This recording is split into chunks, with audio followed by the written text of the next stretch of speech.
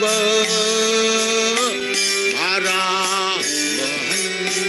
Tarakau Vande Rupa Sanatana Raghujugo Sri Jiva Gopalakau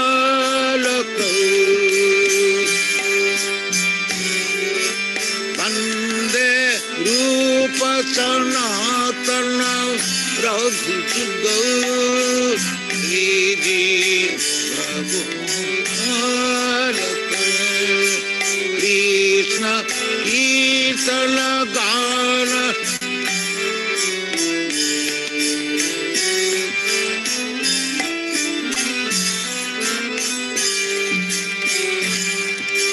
Krishna Kirtana Gana Natana Paramu Prema Mridamani Veera Veera Jana Priya Priya Karo Nima Pujita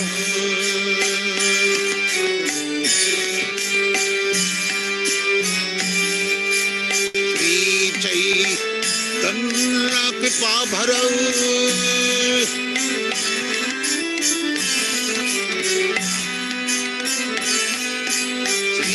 Chaitanya Kripa Bharau Bhuvi Bhuva Bharava Antarakau Vande Rupa Sanatana Raghujugo Sri Jiva Gopalakau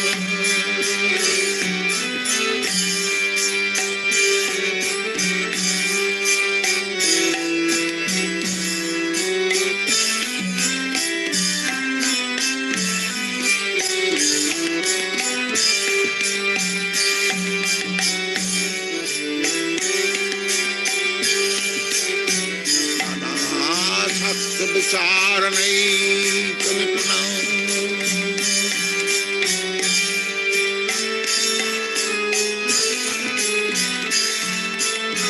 Sadharma Samasthapakau Lokanam Hitakarinam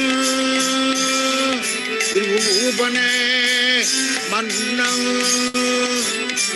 Sarana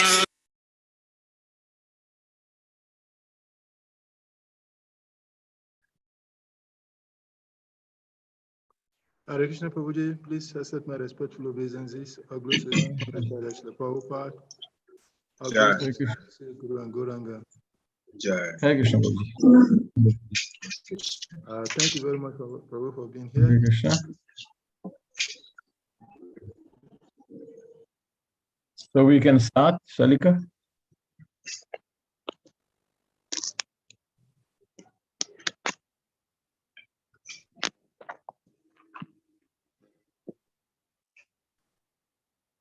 Yes.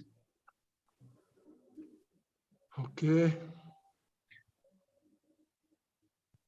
Yes, Prabhu. I'm making you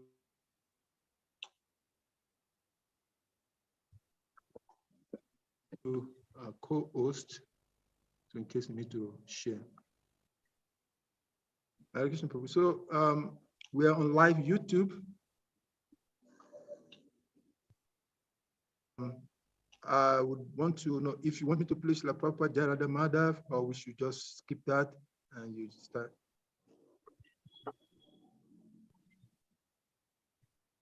No, I just sing the prayers, Mangalacharan prayers myself, and well, everyone gets settled, and then I will share whatever file. We don't have to have the verse on the screen. On the screen, because I'll share conveniently whatever is required. They should be hearing it much better, because I'll do other things in between. Okay? Okay, well, while you chant the Mangala prayer, I'll just set my table. I'm just coming out from the altar.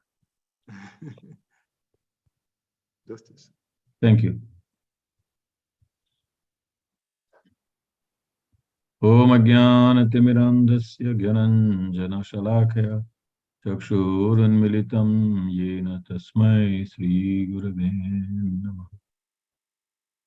Sri Chaitanya Manobhishtam Stapitam Yena Bhutale Swayam Rupa Kada Mayham Dadati Sapatantikam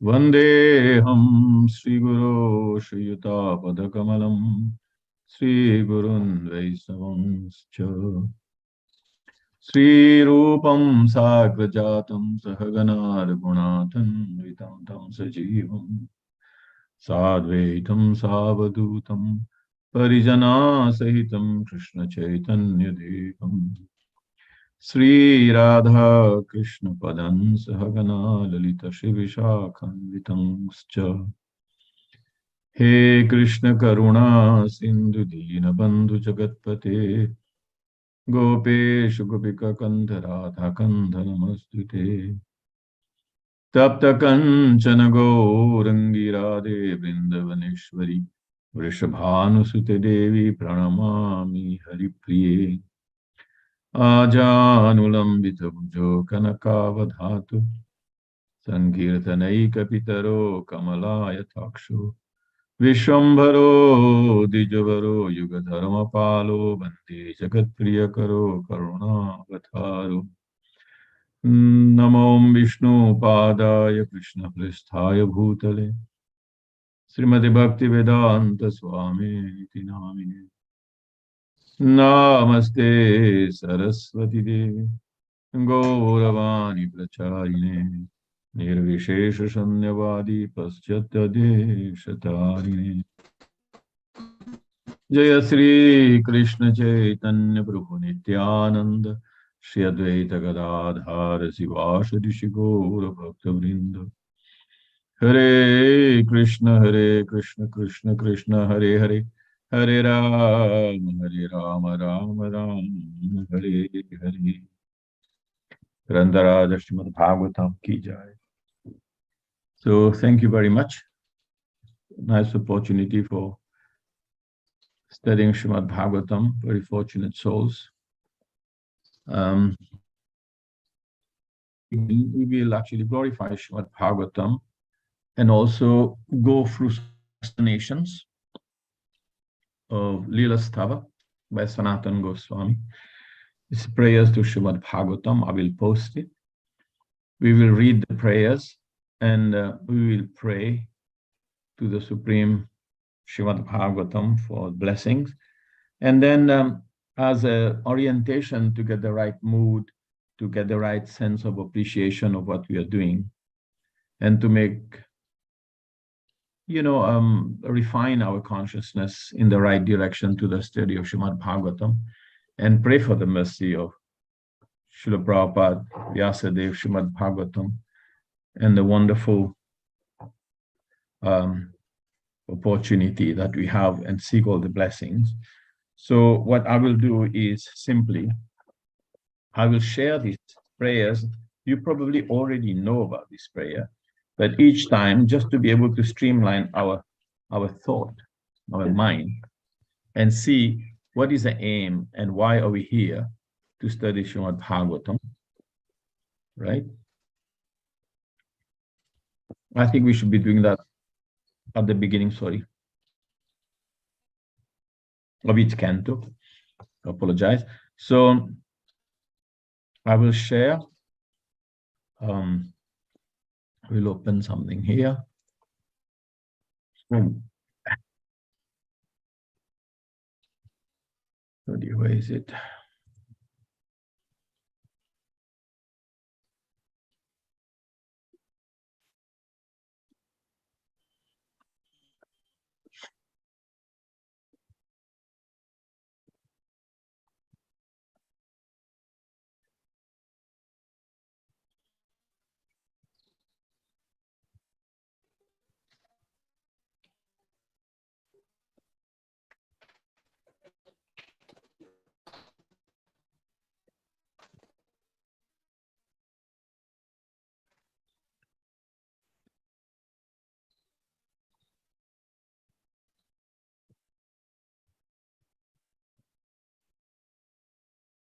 Hare Krishna.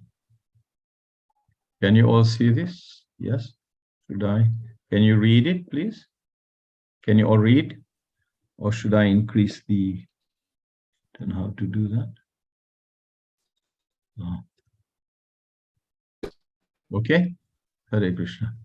So we will read these prayers to Srimad Bhagavatam, and then I will explain what is the aim of our study of Srimad Bhagavatam.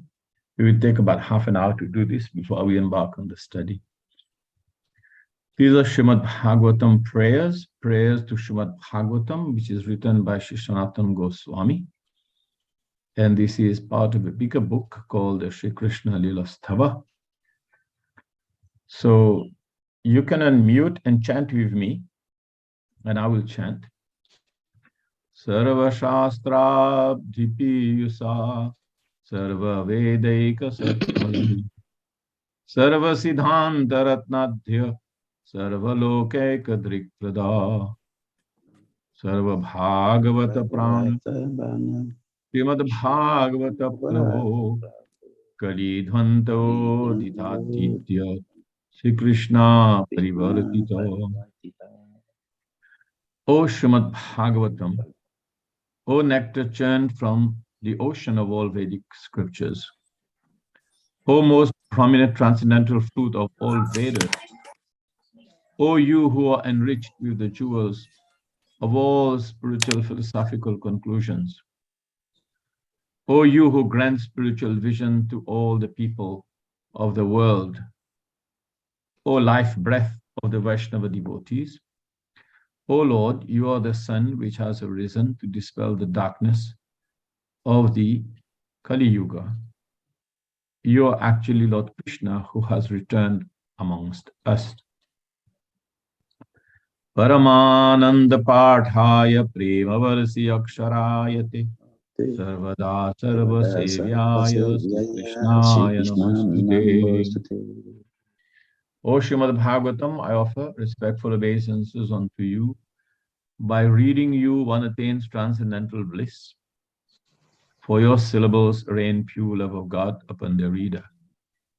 You are always to be served by everyone, for you are an incarnation of Lord Sri Krishna.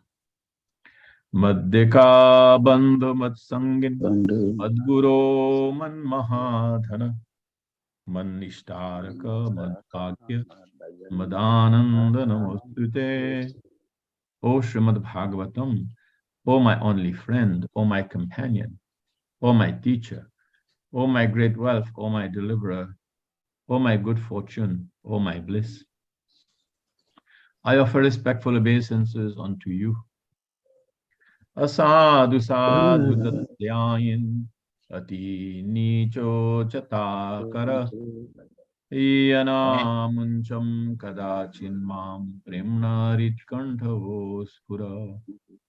O Srimad Bhagavatam, O giver of saintliness to the unsaintly, O uplifter of the very fallen, please don't ever leave me. Please become manifest upon my heart and my throat, accompanied by pure love of God. Grandharaja Srimad Bhagavatam ki jai. So we will explain to some extent, so that we are streamlined in our mind, in our consciousness, about why we are studying Srimad Bhagavatam. The first is that the glorification of Srimad Bhagavatam as being the nectar churned from the ocean of all Vedic scriptures. Very often we read that the Srimad Bhagavatam is a natural commentary on the Vedanta Sutra. So by churning the Vedanta Sutras, and Vedanta means the conclusion of all the Vedic literatures, and by churning all the conclusion of the Vedic literatures, what we get is the Srimad Bhagavatam. So if you take all the prominent transcendental fruit of all the Vedas, the most nectarine, juicy fruit is actually the Srimad Bhagavatam. And this is explained in the third invocation verse of Srimad Bhagavatam. Pibatara samalayam muhuraho rasika bhuvibhavaka nigama kalpataror galitam phalam sukhamukad 113. Nigamakalpa taror galitam phalam sukhamukhad amrita pibatam rasamalayam muhuraho rishika bhuvi bhavuka. So this Srimad Bhagavatam is a ripened fruit of the tree of Vedic knowledge. And it is available both for the Bhuvi and the Bhavuka. Bhuvi means those who are influenced by the modes of nature and living in this material world, and the Bhavuka, those who have emotional ecstasy, those who are pure devotees. For both, what it does, it's very quickly grand transformation of consciousness. It's very quickly actually gives fruit, because you can easily taste the nectar of Srimad Bhagavatam. So it grants spiritual vision to all people of the world, both the Vaishnavas and even those who are not Vaishnavas. They will attain the change in consciousness. So Lord, you are the sun which has arisen, and we know that. 143. Krishna swadham upagate dharma jnana divisaha kalo drishanasa eka puranarko dunodhito. That after the departure of Lord Sri Krishna, Krishna swadham upagate, when Lord Krishna, he departed for his abode, accompanied by jnana and religious principles, dharma jnana divisaha, and everything else that accompany him. Kalo drishanasa eka, the world was plunged into the darkness of ignorance. And Lord Krishna says that he leaves behind Purana Arka, the light emanating from this Purana in the modern age, Adhuna Odhito, to dispel the darkness that will be coming in the modern age.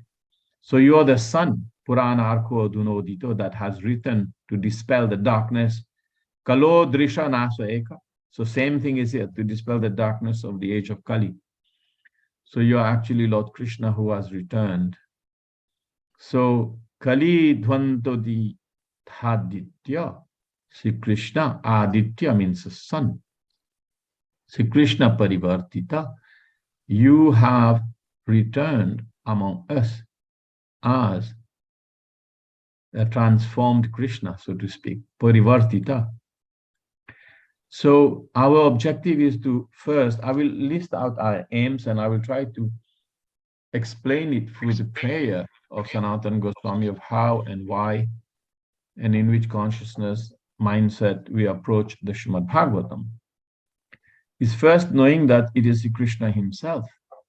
The Srimad Bhagavatam is none different than Krishna. You are actually Lord Krishna who was returned among us. So the first aim, you can note if you want, the aim one is actually to serve Srimad Bhagavatam.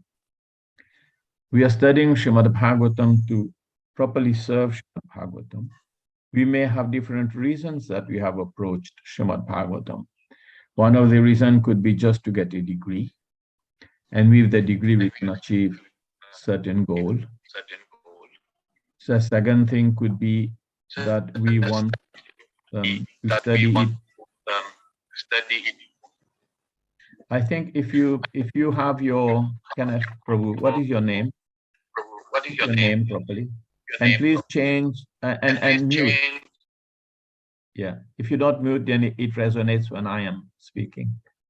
Sorry about this. Yes. So the second reasons we could be is we want to become jnani. We want to be knowledgeable. We want to be known. We want to become famous as someone who studies Srimad Bhagavatam for knowledge. We can actually study Srimad Bhagavatam for other reasons, also explained in the first canto. But that's not why we approach Srimad Bhagavatam. We do not want to earn anything from Srimad Bhagavatam. We do not want to earn our degree by studying Srimad Bhagavatam. We don't want to become famous. And we certainly have no idea in our mind and heart that I want to master this knowledge, because that's practically impossible for any sane person to state that.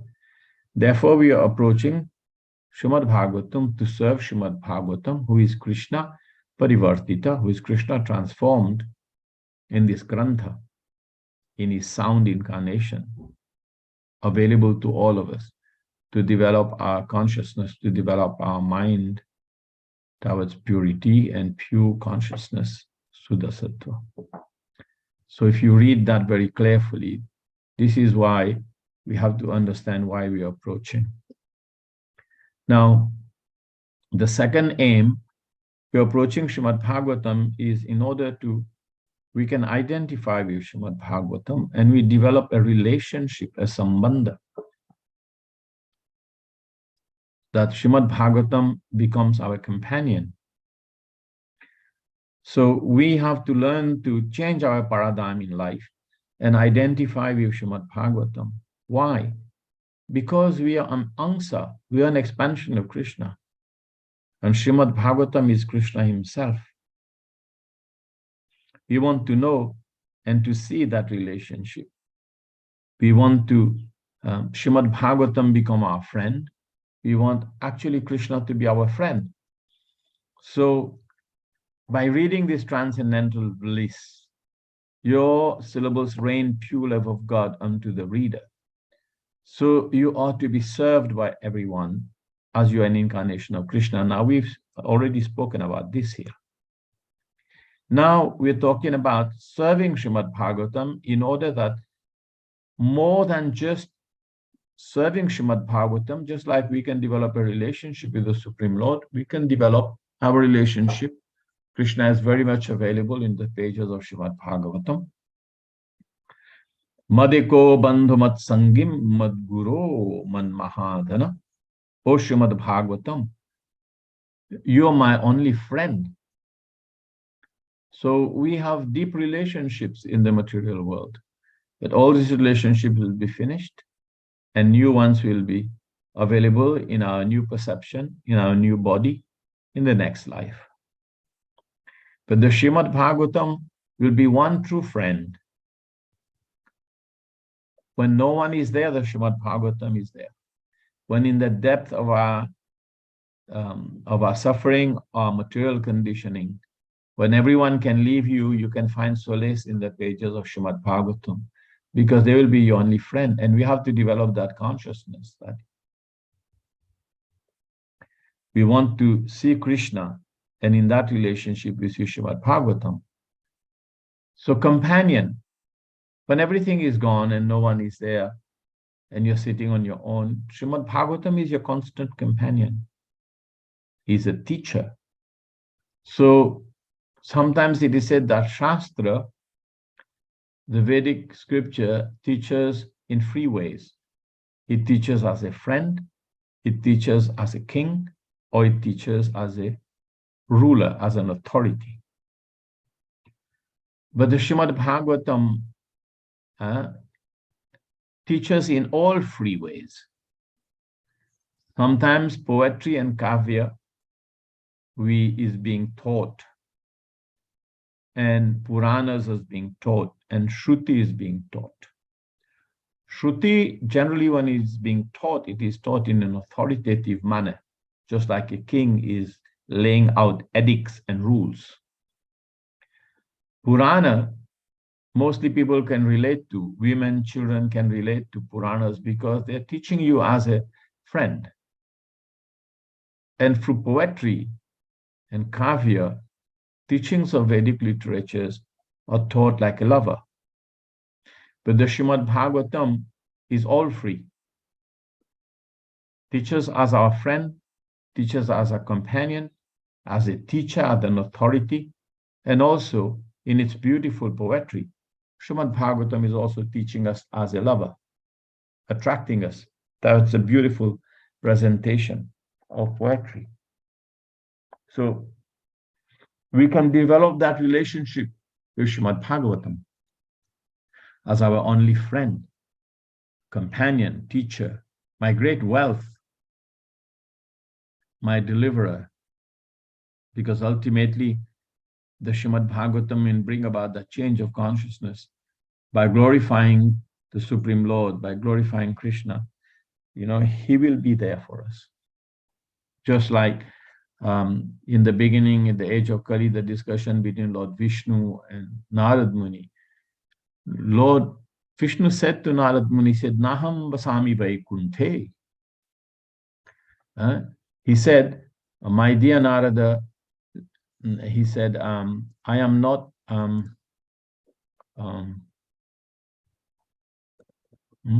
he said, I am not standing.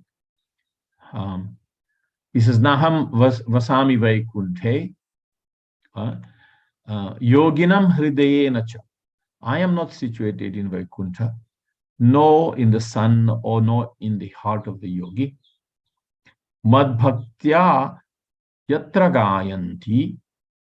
Whoever is chanting my name, tattatisthami narada. So therefore I dwell where my devotees sing my name. So this is an important point. This is a very important point, because here Narada is saying that Lord is saying, Naham vasami Vaikuntha. I don't sit in Vaikuntha in the age of Kali, nor do I sit in the heart of the yogi, but where my devotees are chanting my glories, I'm there. So if we can understand that, that the Srimad Bhagavatam is where the Lord's glory is being chanted, right? So then we can understand that the Supreme Lord is present in the pages of Srimad Bhagavatam. So then the other aim is to become one-pointed. The third aim, I would say, is to develop a one-pointed devotion to Srimad Bhagavatam. Vyavasa atmika buddhi ekeha kurunandana. This one-pointed attention to Srimad Bhagavatam we have to give. And what will that bring? That will bring a change in our consciousness, a change of heart. Because in theory, the beginning of knowledge is to understand. But then as we progressively study Srimad Bhagavatam, it does bring a change. It brings what we call a change in the revolution. Prabhupada talks about that in the preface, right? If I can share that verse with you, let me see what's this there. Yes, here. If I can share this. It says it brings about a change in consciousness. Remember that verse? Can you see it? Srila Prabhupada talks in the preface to Srimad Bhagavatam. And he says, I must admit my frailties in presenting Srimad Bhagavatam, but still I am hopeful of its good reception by the thinkers and leaders of society. On the strength of the following statement of Srimad Bhagavatam, and this verse 1.5.11, Tadvag vishargo janataga viplavo jasmin pratishlokam abhadya badyapi namani anantasya yashun kitaniyat srinvanti gayanti giranti sadhava. So what does it do? On the other hand, that literature which is full of description of the transcendental glories of the name, form, and pastimes of the unlimited Supreme Lord, the transcendental creation meant to bring about the revolution, this one, this revolution, Viplavo, here. This Viplavo, it brings about a revolution in our consciousness, right? So we have to come to that change in consciousness. So even though sometimes these such literatures are irregularly composed, heard, sung, but by purified men who are thoroughly honest. So if we approach it to make Srimad Bhagavatam our companion, not to use Srimad Bhagavatam, but to serve Srimad Bhagavatam, then we will actually achieve our aim. And the fifth, I've said the first one is to serve. The second one is to develop a relationship. The third one, of our aim is to become single-mindedly devoted to Srimad Bhagavatam.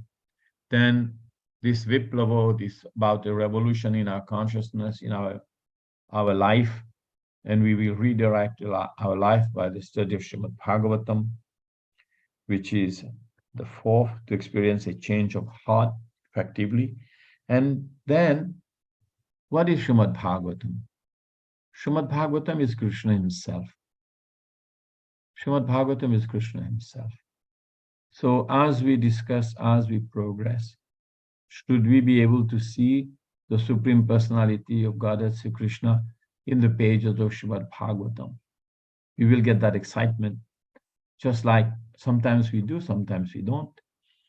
Just like when we see Krishna is manifest, we will read that in the 3rd canto, 2nd chapter, I think text 21 and 22, when Krishna was here in his pastimes, and Prabhupada explains that when he leaves, then actually Krishna, he removes himself from the vision of the earth and he makes himself visible somewhere else. The sun of Krishna has set, Vidura says, but the sun of Krishna doesn't set. It becomes simply removed from our vision, just like the sun gets removed from our vision in the evening, but then is visible somewhere else. So as we have material consciousness, we do not see the presence of Krishna. Just like when we see the deity. Some people may laugh at us, oh, they're worshipping two marble. But different people see different things in the deity. So we see the Supreme Lord present. We see him reciprocating our love, our seva. The pujari sees him as an adorable person. And as our relationship develops, we see the deity in so many different ways. But the deity by himself, the deity is what it is, the Supreme Personality of Godhead present in all its glory, merciful Lord, giving us our ashraya, shelter, and accepting our worship, our archa, as archa vigraha. But our consciousness has to develop to see. So when we go to bed, when we wake up in the morning, when our consciousness is being molded to see Krishna in the pages of Srimad Bhagavatam, then we have to know that it is Krishna Parivartita. Krishna is transformed, Krishna himself present in our life through the pages of Srimad Bhagavatam, right? But the other things I also wanted to point out is that Srila Prabhupada, we also have to see in the pages of Srimad Bhagavatam the mood, the mission of Srila Prabhupada. We have to see that it is Srila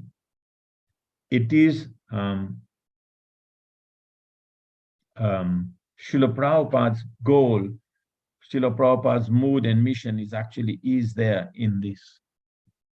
Because the Srimad Bhagavatam is not just the verses and the translation and the synonyms, but it is also Srila Prabhupada's purport. So we see Krishna and we see Srila Prabhupada. And like I was explaining, a major part of my life, I only had Prabhupada books and Prabhupada seva. And of course, I had all the assembled devotees association, but you have to be able to see Krishna in the pages of Srimad Bhagavatam. And we have to see the mood and mission of Srila Prabhupada. So these are the 6 aims while we study Srimad Bhagavatam. And it's not just an academic exercise. It is a deeply devotional seva. And as we developed our service, our seva, our association with Srimad Bhagavatam, you will become so deeply enlivened. So this is my humble prayer to all of you fortunate souls, including myself, and fortunate all of us, that we study Srimad Bhagavatam for these reasons. And I will send you the prayers, and you can each day, so that we can actually become respectful to Srimad Bhagavatam and increase our love and affection for Srimad Bhagavatam. Make Srimad Bhagavatam our service by studying. Make Srimad Bhagavatam our friend, our companion. Srimad Bhagavatam will deliver us.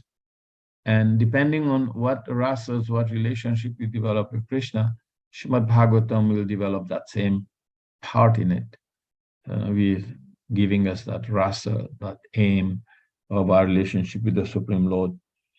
So this is some introduction, some orientation on how we should understand and approach Srimad Bhagavatam. It's good to hear, and for me also it's good to hear and speak. So this is something that we will do. I will suggest that we do at the beginning of every canto. We go over it, and we can write, we can study the prayers a little bit, bit by bit. And hopefully by the end of studying a few times, we know these prayers. Yes, okay. So we can have some small bit of discussion here. Any questions on what is been discussed, we can talk. I'm glad to have my senior friend, Chaitanya Prema Prabhu. Thank you. Shalika Prabhu, go on. Hare Krishna. Thank you very much, Prabhu, for the approach to teaching Srimad Bhagavatam. We appreciate your offering of the prayers. But I wanted to make a suggestion. I don't know if it is going to be okay, because we are on Zoom. Most time when everyone speaks at the same time, it brings some kind of incoherencies.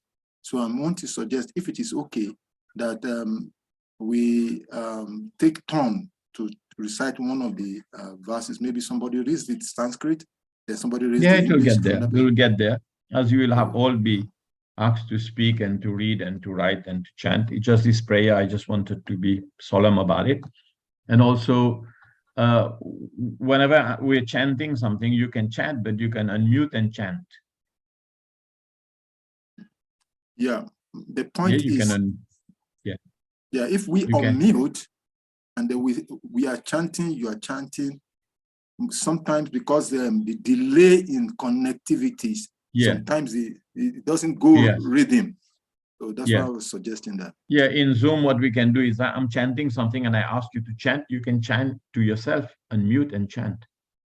Okay. The prayer is personal anyway. Okay? Hare Krishna. Thank you so much. Number two, I have one other thing. You mentioned the six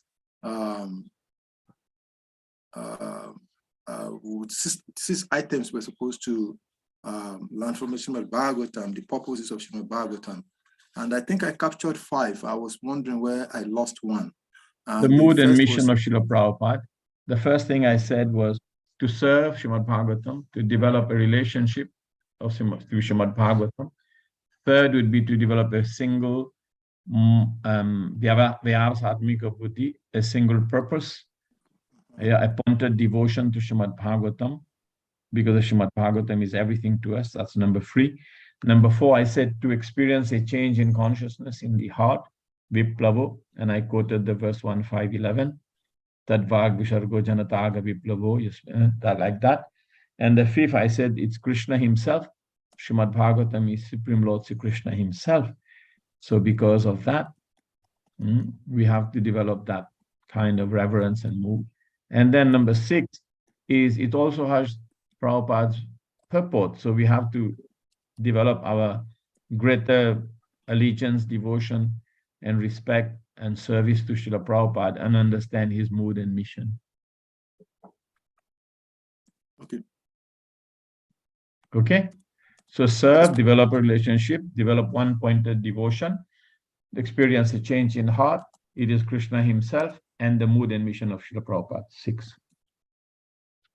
Okay? Anyone else want to say something?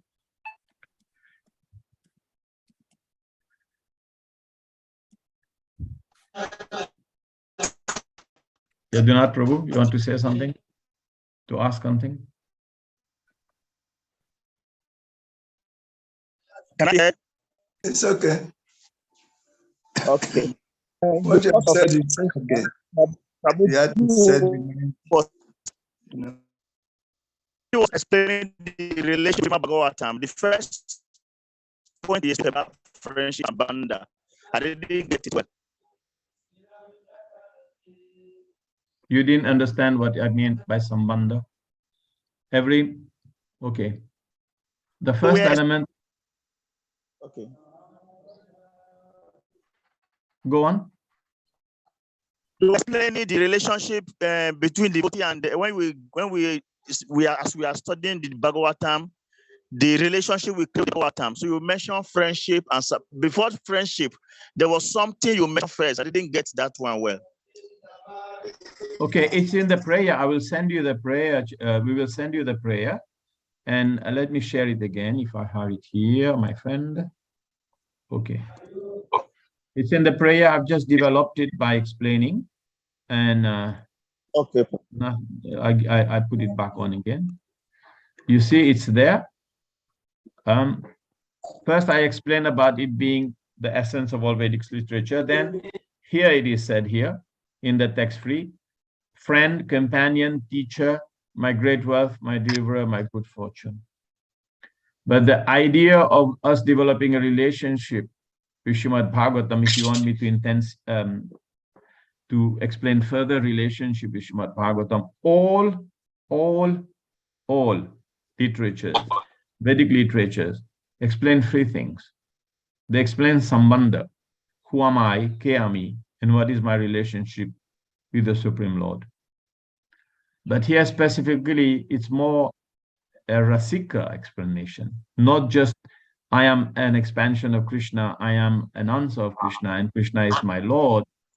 But Srimad Bhagavatam intensify a little bit more of this explanation in terms of deeper relationship, not just I'm servant of the Lord, but just like we can develop a relationship with Krishna, we can develop, because Srimad Bhagavatam is Krishna himself, Krishna Parivartita, we can develop the Sambandha, friend, companion, teacher, great wealth, here it is here, right? Like that. And this is the prayer of Sanatana Goswami, so we follow in his footsteps, and we follow in his teachings, and we turn to and try to accept that much at least from him. Does that answer your question? Yes, Prabhuji. Thank you so much. Thank you. Hare Krishna. Anyone else? Yeah. Thank you, Yadunath Prabhu, for joining us. Hope you get the time and we get to see your lotus face. Hare Krishna. So, all right. So we will go to our unit 1. Just for I've been through it because the unit 1. The unit 8. The unit 8. It's classified as Vidura, Maitreya, Uddhava, and Krishna. And your unit 8 is Srimad Bhagavatam, Canto 3, chapter 1 to 4. One of the things that I would recommend all of you, my dear friends, to understand is sometimes it helps a lot to situate ourselves, and develop our relationship with the pages of Srimad Bhagavatam, which I have done, for example, with Bhagavad Gita for many years. Is I know each chapter and what is the title of each chapter. And this has helped me a lot. And so therefore, I would ask you to list out in an A4 format, what are the chapter and what are the title of each chapter. What is the title of each chapter? So, like, I will share again.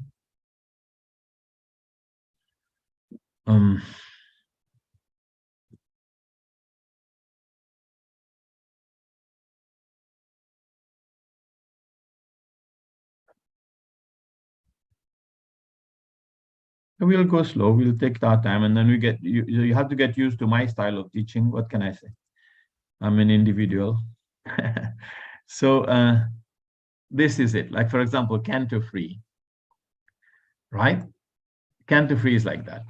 So I can send that to you. It's not a problem because I've already done the work. So Canto 3, status quo, chapter 1 to 4 is actually our unit 8.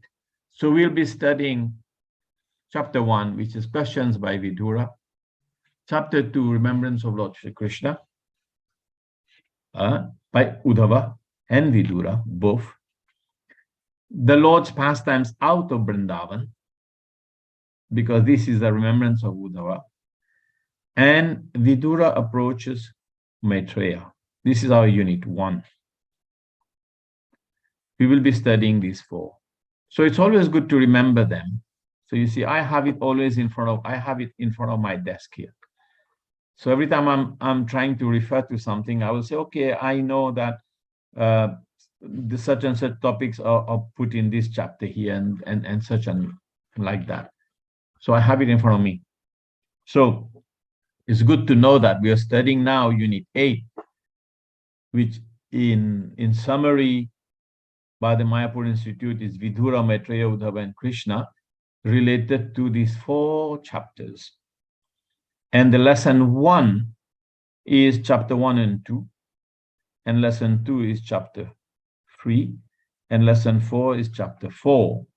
So we will start with lesson 1, which is studying chapter 1. So please refer to your manual, which you obviously have, as you have all registered here. So any questions, any comments, anything you want to say? Okay. Chaitanya Prem Prabhu, you want to add something? Help me out with something? Just carry on, Prabhu. Thank you. Hare Krishna. Okay, thank you so much. So there's a small link between the Canto 2 and Canto 3, because we're starting Canto 1, right?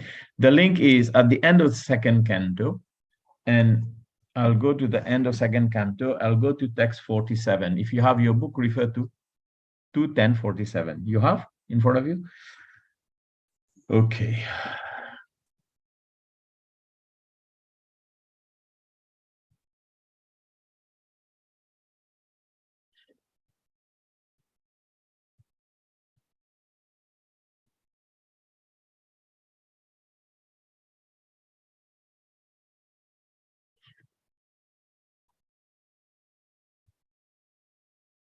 Okay. Can anyone read that text 47? Just read the translation. Okay, I can read that. Yes.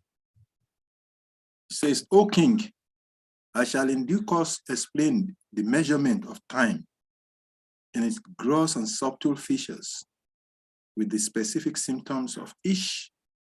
But for the present, let me explain unto you the Padma Kalpa.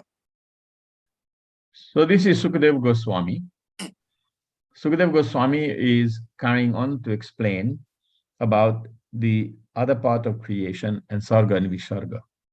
Visarga, more like, okay, the beginning of Visarga, because really it is explaining about how the Kalpa, the Padma Kalpa, which when the lotus grows and Lord Brahma is found on there. So he said, let me read the purport. So the present duration of a Kalpa of Brahma is called the Varaha Kalpa or Sweta Varaha Kalpa, because the incarnation of the Lord as Varaha took place during the creation of Brahma. So when Lord Brahma was creating, there was an incident. Something, because Brahma was in the beginning a little bit, uneasy with the creation, even though the Lord has told him that, I've given you everything that you asked. All the blessings are there, all the ingredients are there. Don't worry. I know what you need and everything is provided as part of Sarga.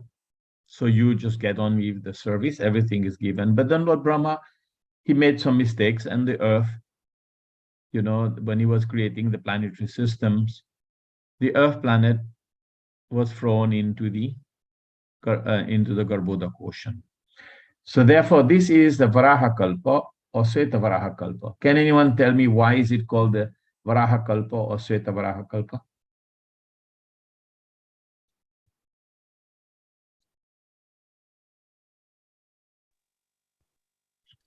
I can try. Yes, Okay, Madhu. Prabhu, go ahead. Okay. Because Krishna in form of Lord Varaha rescued the earth when it was submerged by Raksha. So Krishna that rescued the earth planet. So maybe that's why they call it Varaha. Okay. Okay, but there was the Varaha. The Varaha you're talking about, where Hiranyaksha involved with Lord Varaha, was actually in the Chakshusha Manvantara. It was a previous Manvantara than ours. So this is interesting. If you go to chapter 13, scan to free chapter 13, you go to text 16 and 20, there's an explanation of Svetavaraha. That is a white boar incarnation. It is the wild boar incarnation of the Supreme Lord in the white color, Svetavaraha. And then you go on later, Svetavaraha. And then later on, the explanation in chapter 13 is the incarnation of Nilavaraha. So there's two Varaha. So this is why it is called the Svetavaraha. So, but in the explanation in text,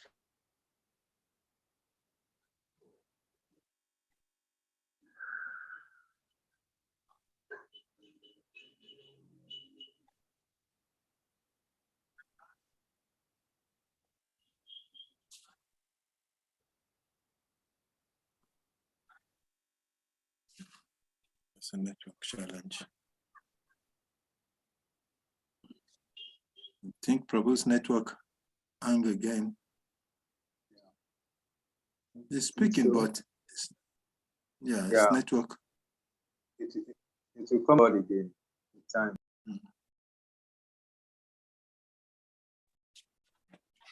the first Manvantara, which is called the Swayambhuva Manvantara. Swayambhuva Manu was a Manu. And in the very first part of that Manvantara, the earth planet, by the maladress, by the mistakes of Lord Brahma, got from. And then he didn't know what to do. He was thinking, and Swayambhuva Manu told him, do something. These are the place for inhabitation of all these different personalities and people, and it's down there. So Lord Brahma was thinking what to do, and it's like everything is created out of Lord Brahma's thoughts and mind and intelligence and different parts of his subtle body. Then out of that thought, a small Varaha came out of his nose, and it started to grow big. And that is the Svetavaraha. So in the very beginning, in the Kalpa of Manu, the first Manu, Swayambhuva Manu, the very good son of Lord Brahma, who accepted to create the different, populate the world. Then that Svetavaraha came out of his nose.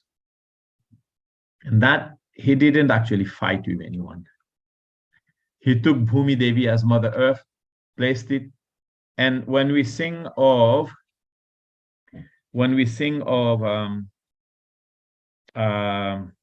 in Dasavatara Stotram, when we sing of the pastimes of Varaha, we're actually singing the pastimes of the Svetavaraha. It's very interesting. But Maitreya Rishi mixes the two. That's why it's called Varaha Kalpa, because he came and sorted things out. So then he wanted to know more about it, right? And the Lord wanted, Sukadeva Goswami wanted to speak more about what is happening in that Kalpa, in that first Manvantara. But actually, this is not what the intentions of Vidura was. Vidura wanted to know about Lord Krishna. So that is a link in the first canto to the second canto to the first canto. So however, Shaunaka Rishi inquired about the topics of Vidura's living home. So Sukadeva Goswami was going to explain about Padma Kalpa to Maharaj Parikshit. This is 210.47 here, you see. But you see in 48, let us see the 48. Shaunaka Uvacha. Right? Shaunaka Rishi is speaking. After hearing all about their creation, inquired from Suta Goswami about Vidura. For Suta Goswami had previously informed him about Vidura left home, leaving aside all his relatives who were very difficult to leave. So instead, sometimes I think like speculation. Sometimes I think devotees don't want to hear too much about Sarga and Visarga. So I think maybe we, Shaunak Rishi just said, well, what do we hear about Vidura?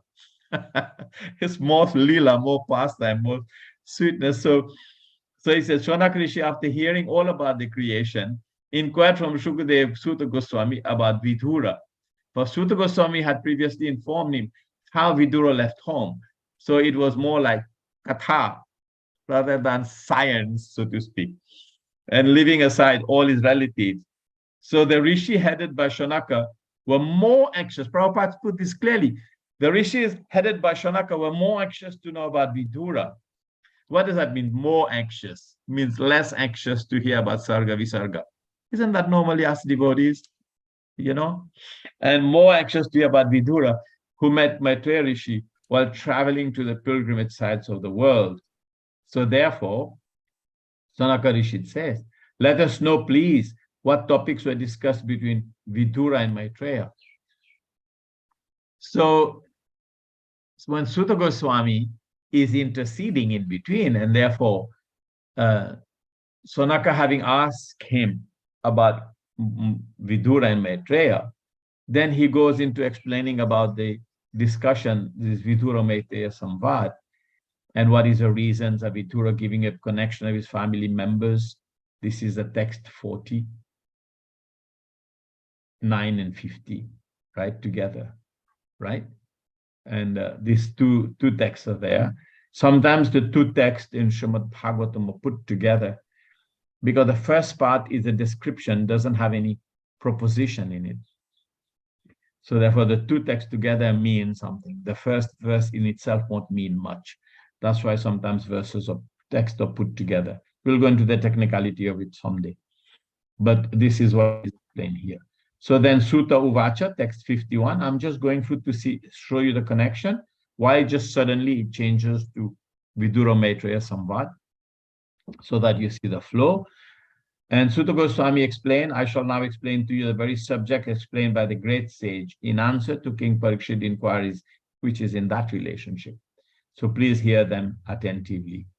So this will bring an end to the second canto. So that is a relationship where Vidura comes into play. Okay? Because when was the discussion of Vidura when mentioned? In the second canto, first canto also. First canto mostly. Isn't it? When Vidura leaves home and Vidura and like that.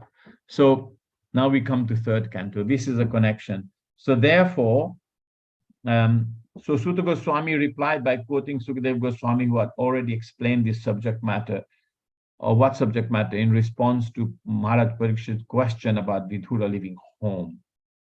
And therefore, this carries on now. So you will see that Sukadeva Goswami, considering that the questions of Parikshit were previously asked by Vidura to Maitreya, started to narrate the events leading to the conversation between Vidura and Maitreya. Is that clear? That's why you see that this Vidura Maitreya Samvad becomes part of the continuation of Canto 3, first chapter. Any questions, comments?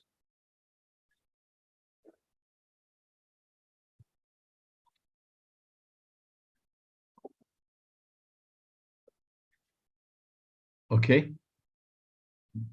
We will just carry on. So today we will start with Canto 3, first lesson. Yes, Prabhu. Yeah, I just wanted to, if you could explain a little briefly about the two Varahas, because yes, most oftentimes the Varahas and the other Varaha is never mentioned. Most of the time when we hear pastimes of Lord Varaha, we hear the pastime of Lord Varaha, okay, that saved the Earth planet. So, but most of the time, even when narrators are narrating the story, it never explained the way you brought it out now, that there are two. Okay, it's in Srimad Bhagavatam. If you have the Srimad Bhagavatam with you, go to chapter 13. Of which canto? 3. Chapter 3, okay. Okay, Now go to text 60 and 16. Everyone can follow? Canto 3, chapter. Okay, Canto 3, chapter 13. Okay. Okay. Chapter 13. Okay. Now we'll go to text 14, 15, 16. I think it's 15. Let me check. Let me just 1 minute. Okay, we're good. We're studying together. No problem. Free. 13 or 30. Chapter 10. Free 13. Free 13. Okay. And text number 14 says, Sri Manu said. Yes. So Sri Manu said, "O powerful Lord, O killer of all sins, I shall abide by your order." So what has happened is Narad Muni has appeared, and 4 Kumaras have appeared, and Lord Shiva has appeared, but there has been some disturbance in the process of creation by Lord Brahma. Is not getting much help. Manu is a good boy. Manu is his very nice son. And Manu said to him, "I will abide. I will do what you say." And then he said something in text 15 in connection to the great water, right? Then it says in text 16, Maitreya Vacha, thus seeing the earth merged in the water, which is text 16. Thus seeing the earth merged in the water, Brahma gave his attention for a long time on how it could be lifted. So something has happened there, right? Something has happened here. Prabhuji, I'm giving class. I'll talk to you later. Okay, so according to Jiva Goswami, the topics delineated here are of a different millennium. You can read in the purport, text 16, 3, 13, 16. Are you there with me, all of you? Can you follow? Yes. In your book? According to Jiva Goswami, the topics delineated here are of different millenniums. The present topics are of the Sweta Varaha millennium, and topics regarding the Shakshusha millennium will also be discussed in this chapter. Yes, so this is called Yuga Bheda. There's sometimes things have happened in different yugas and narrations are combined, and therefore it's not chronological. Sometimes one of the important things that you will see that chronology is not such a great thing in spiritual subject matter, when it happened, why it happened. So you will see that one here is explaining that the earth has submerged, but that is in the Manvantara of Swayambhuva Manu, the very first day, so to speak, of Lord Brahma, the very first day of Brahma, and the very first Manu is there. Swayambhuva Manu is a Manvantara. Right? And the earth had plunged into the ocean. But that's got nothing to do with Hiranyaksha and Hiranyakashipu. So that Varaha is called Sweta Varaha. And it's in there in Laghu Bhagavatamrita. It is explained. He explains it. Here, I can read it to you.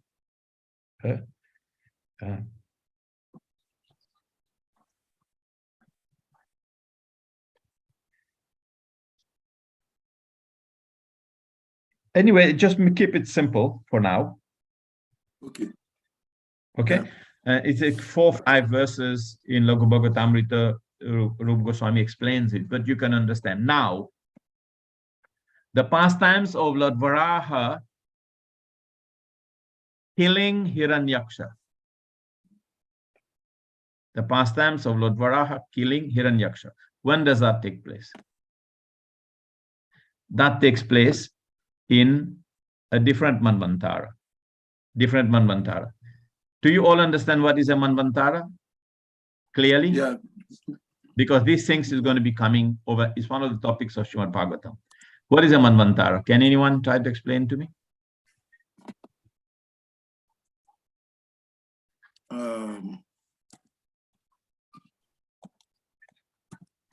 A Manvantara is an interval in a day of Brahma. Yeah. It's an interval of 1,000 Divya Yuga. Yeah. 1000 Divya Yuga means 1000 cycle of 4 Yuga. 4 Yuga is called a Divya Yuga. Satya, Treta, Dwapar, Kali. 1, 2, 3, 4. That's called one Divya Yuga. It's called one Divya Yuga. 1000 cycle of Divya Yuga is called a Kalpa. It's 1 day of Brahma. And 1 day of Brahma is then divided into 14 intervals. And each interval is called a Manvantara. One Manu manages the interval.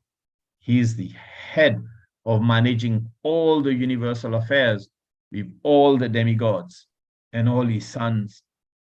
And the sages come in each Manvantara. Okay? Here, Okay. let me share something with you. It's all right. We can take our time because I'm laying the foundation for a lot of things. So at the same time, we're trying, hoping we can. Let me see where it is.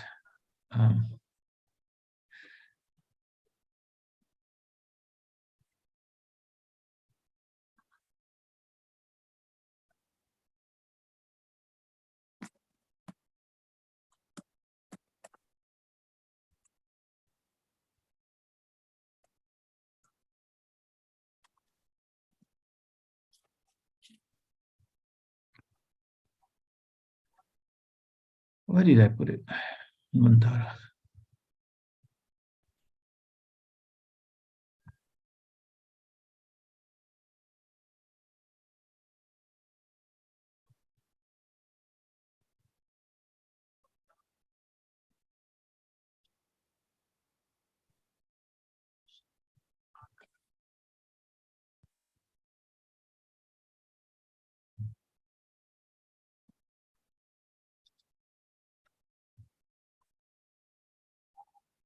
Can you see this? Yeah. Is it clear to all of you? Yeah, I think I saw this before. Right? So we will not go too much into it. We will go like 1 day of Brahma. You see that? 1 day of Brahma. Okay? 1 kalpa. It is 1000 combination of yugas from here to night. Then you see 1, 2, 3, 4, 5, 6, 7, 8, 9, 10, 11, 12, 13, 14. 14 divisions. So each day of Brahma is called a Manvant. Each day of Brahma is called a Kalpa. 1000 cycle of Divya Yuga. Here it is. I can send that to you as well. And then the Manvantara is 1 interval, 1 shift here. So this is the first interval. This is called the Swayambhuva Manvantara, the first one. Then second, then third, then fourth, then fifth, then sixth here. And now we are in the 7th Manvantara. Here, we are here. And this is a Chakshusha, this is a Vaibhashwata Manvantara, the sun god. Vaibhashwata from Vivashwan. The previous Manvantara is Chakshusha. So the pastime of the Lord Varaha killing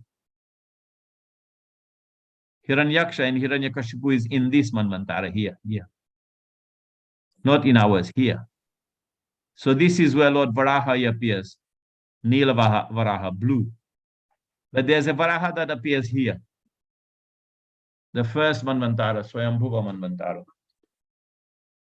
Good. It's a bit complicated, but keep the information. I will send you that, right?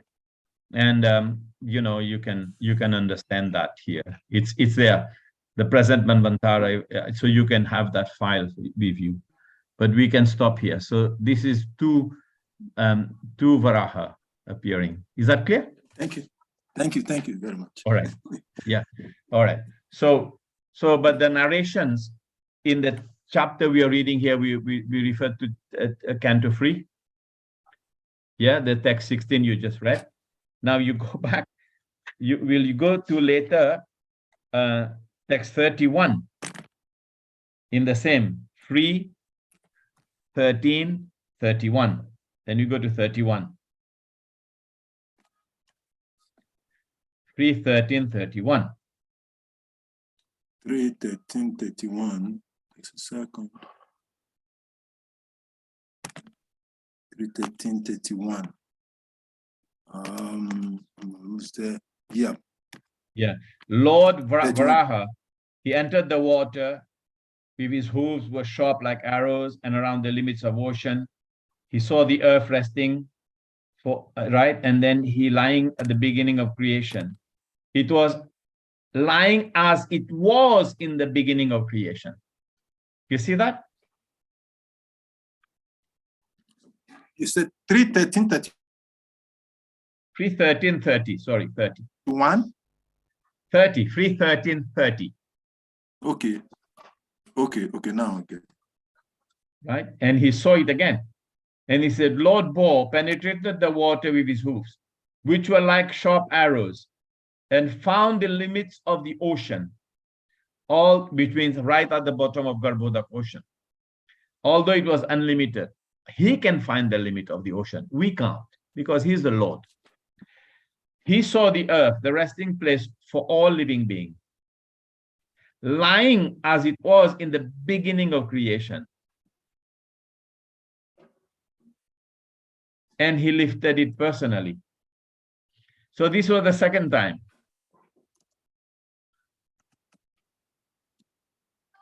Right? This was the second time. So Lord bore very easily. So text 31, Lord bore very easily took the earth on his tusk and got it out of the water. Thus he appeared very splendid. Then his anger glowing like the Sudarshan wheel, he immediately killed the demon Hiranyaksha. So the first time there was no killing of Hiranyaksha. Second time there's killing of Hiranyaksha. Okay. Very good. Very good. Yes. So we go back to our first chapter. So one day we will discuss Manvantara because it's one of the topics. You've discussed the 10 topics very nicely, no? The 10 topics of Srimad Bhagavatam, which was second canto, first verse. Tadbhag Visharga. Yeah. Atra Visharga, Atra Sarga Vishargascha. You've discussed this, so you understand a little bit about what is Manvantara, but Manvantara is more explained a little bit more in genealogy of Prajapatis and so on in Canto 8. So any questions or comments?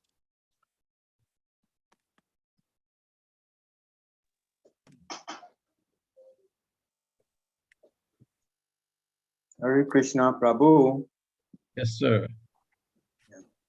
This, from your last narration, it was as if the planet was originally inside the Garbhodakasaya ocean. And is it from there that Lord Brahma took it out and when he wanted to start creation?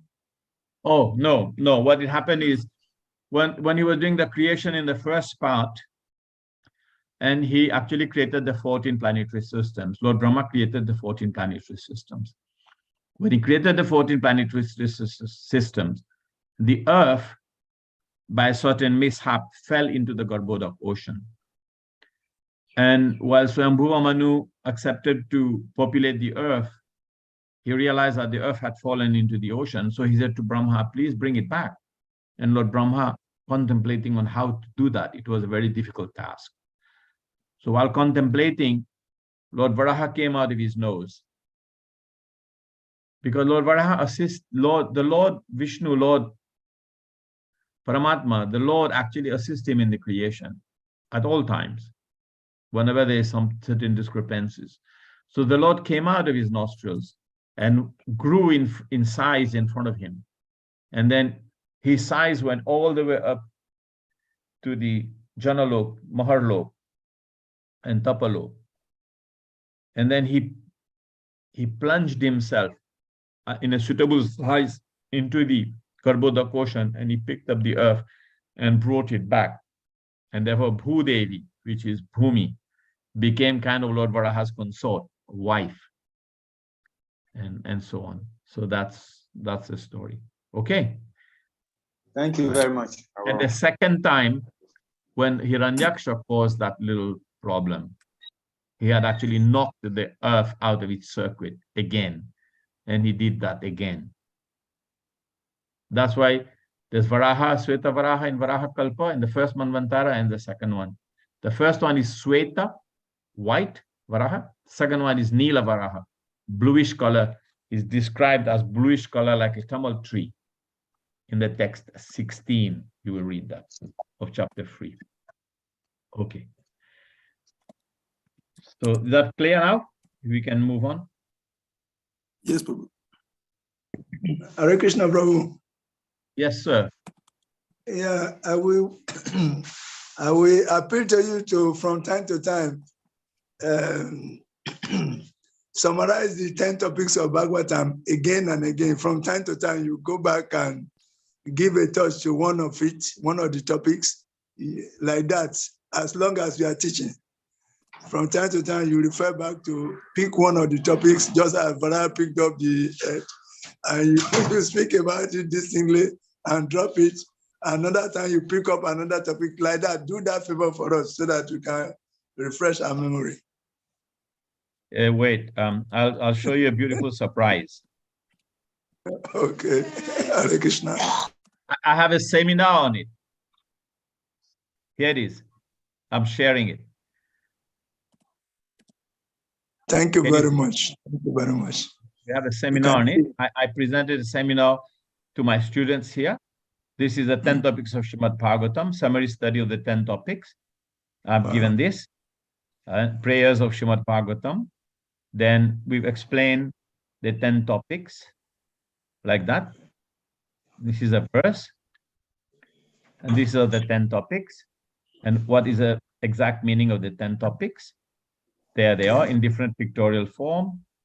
There it is. And what does it represent? That in the tree of Vedic knowledge, and how we understand the free topics. And this is explanation of text free, Shrutena Arthena Anjasa. What does that mean? The 10 topics expanded from the 4 verses of Chatushloki. And Sarga, elemental creation. Visharga, secondary creation. Yeah, material creation, 2 aspects of creation, Sarga and Visarga. Everything is there. Oh. Yeah. I think you have to do a seminar. You have to do this seminar for us also before you conclude your teaching. We need yes, so we could do. Yeah, this is a very nice one. It has to be added. Thank you. You see all the pictures and everything is there. Then Visharga. And I have a lot of slides in it too. For now, don't share the slide with us yet until you finish the seminar. Yeah, only those who attend the seminar will get the slides. Thank you. Right. Okay. Good. Oh, I just have to be careful with Salika, right? He might nick it from the recording, right? Okay. Thank you, Prabhu. Thank you, Prabhu. If you send it, they just steal it and think that you won't be able to. There's hardly anything. I stopped the share. Right. But when you told me, I immediately stopped the share. So let's. Anyway, it's a good beginning. It's a good beginning. So everyone is enthusiastic. So so we can read now text 1. You can just give me 1 minute. Prabhu sound is up. Prabhu sound is up. Yeah. Just give me 1 minute, Prabhu. Just give me 1. Okay. Rasavanji, the nectar is sweet, isn't it? Are you drinking the nectar? Drink it very well and confess about the sweetness of the nectar. So I don't know how to relish the nectar. So if I drink it properly and then let me suck some from you. Not me. I'm not a good drunkard. You drink it very well so that I can come to you also whenever I need reference, please. And Salika to do that for me. It's very sweet, you see. Very sweet nectar. Too much, Hare too Krishna. much. So you better Indescribable. thank Salika We'll seriously copy for from everywhere. convincing Prabhu to come on board. Prabhuji, you drink it. If something fails, then we will take that. Even a drop is okay. Very well, drink Yeah, it actually, very well from time to time. actually, this is I'm really excited because having gotten some exposure to some good, great speakers outside, I feel pity for West Africa actually because when I go out of West Africa, when I see devotees presentations and I felt I can't take this alone. So that was why I actually begged Prabhu to come because we really don't have any teachers here in West Africa, so to speak, because we're not fortunate enough to have such a powerful teachers. Hare Krishna. And, Sorry, Prabhuji, I just it's okay, had to go Prabhu. wash my hands, get some water. This is the one room I live in, so. Yes, Prabhuji, Rasavan Prabhu. Oh, Rasavan Yes. Prabhu, how are you? Hare Krishna. Yes. Hare Krishna, Prabhuji. So now you put your name. How are you doing? I'm fine. By your mercy, I'm fine. You're still in Ivory Coast, or where are you now? Okay, I'm moving between Ivory Coast and Oh, good. in between Ivory Coast and Ghana How are my other friends? in the French zones. Oh, they are fine. Yeah. Most of them are gone. You can ask Ishita Prabhu to just move in. Just follow the class with us. Like to see him. Yes, yes. Just tell him to come in as a you know, Yes. just to get some association and we get to see him. Yes, your mercy has embraced me. Mm. It's your causeless mercy. Yeah, go on. Okay. Well, how can I help you? Yeah. Sector you are giving us this morning. But as we began, I'm mixed up in the certain flaw that I'm discovering that I want you to enlighten us on. Krishna is said to be perfect and complete, especially by the Sri Upanishad invocation. Now we could see that he has all ingredients to Lord Brahma to conduct the creation. But just as Lord Brahma started, now Lord Brahma was committing some mistakes and he's correcting. So I want you to explain to us how these mistakes is encompassed in the complete wholeness of Krishna. Is it sometimes in the common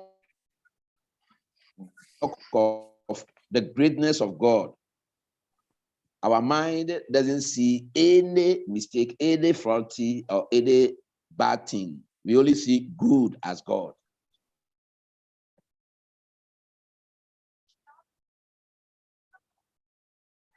Yeah, I can understand your question. Yeah.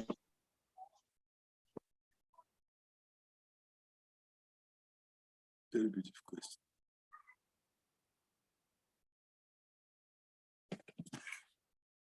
I think Rasavan Prabhu said, yeah, his network is freezing. But I think his question is clear. How does imperfection come into perfection? Because Krishna is perfect, and he has given the perfect ingredients. And then the cost of the utilization of the ingredients, perfect ingredients, Brahma made a mistake. So I think that's what he was trying to. Yeah, I get the gist of your question. Yeah, because material nature by its very essence, it moves between the modes. The modes are actually creating different things here. And the very essence of it is it has imperfections in its functionality, not because the materials are imperfect or anything. It's because of the interaction of the modes. Because of the interaction of the modes. For example, even when Lord Brahma is creating, right, he gets sleepy. And when he gets very sleepy, he starts to drool. And because after the drooling Lord Brahma, the ghosts and hobgoblins are created. And when he lies down in his sleep, the snakes are created. So the whole process of creation is the different aspects of the creation. You can also ask the question that how come right at the beginning of creation, why are there need of ghosts and hobgoblins and lowly creatures? You can ask that question. The thing is, to be able to understand that, you have to understand that the creation is cyclic. The creation is cyclic. Lord Brahma himself is a jiva. He's come from a certain level of perfection. Now he's given this service of creation. Now the creation is cyclic, which means that right at the beginning of creation, right at the very dawn of creation, not that everyone is perfect, because at the end of the previous creation, when everything is winded out into the body of Lord Vishnu, everything is dissolved, all the elements are dissolved, all the elements get wrapped one into the other, and then the subtle energy gets absorbed with all the jivas in the body of Mahavishnu at the end of creation. Okay. Then all the jivas, they have three things. They have themselves, and they have all the desires, and all the acquired natures, and all the karmas.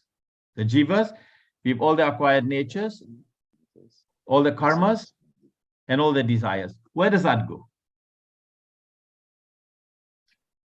Doesn't get dissolved. Just like you go to sleep at night, your desire, your karma, and your acquired nature is reactivated in the morning when you wake up. Yes. Isn't it reactivated in the morning when you wake up?